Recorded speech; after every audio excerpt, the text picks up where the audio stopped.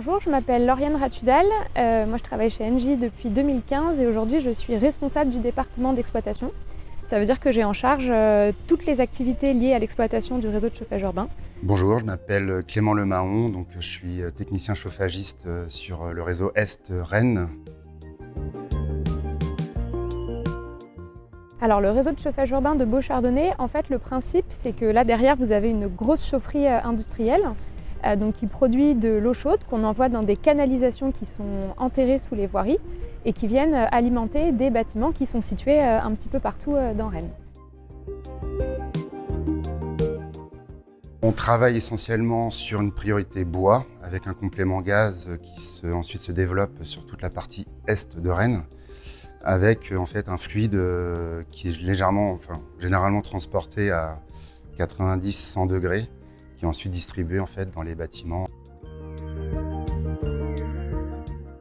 Sur l'année 2022, on a fonctionné 68% avec de la biomasse et 32% au gaz.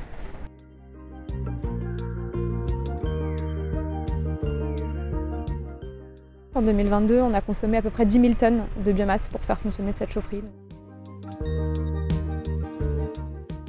Pour moi, le principal intérêt, c'est que le fait d'avoir une production centralisée permet de récupérer de la chaleur qu'on n'aurait pas pu valoriser si on n'avait pas été sur un réseau de chauffage urbain. Ces installations sont extrêmement surveillées, extrêmement contrôlées, donc du coup elles ont des systèmes de filtres, notamment au niveau des particules, qui sont bien plus performants que ce qu'on pourrait avoir de manière individuelle.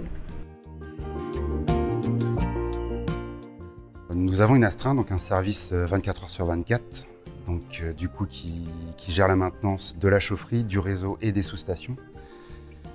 Donc, en cas de problème, on est joignable, voilà, donc assez rapidement. On intervient sur place pour éviter d'avoir une perte de réseau assez monumentale, hein, parce qu'après, il faut bien sûr remonter en température. Et généralement, en cas de fuite importante, on a des vannes de barrage placées un peu partout dans Rennes, qui nous permet facilement de cibler l'endroit où est la fuite et d'isoler le tronçon impacté, qui permet en même temps derrière de garder une production de chaleur pour le restant des abonnés.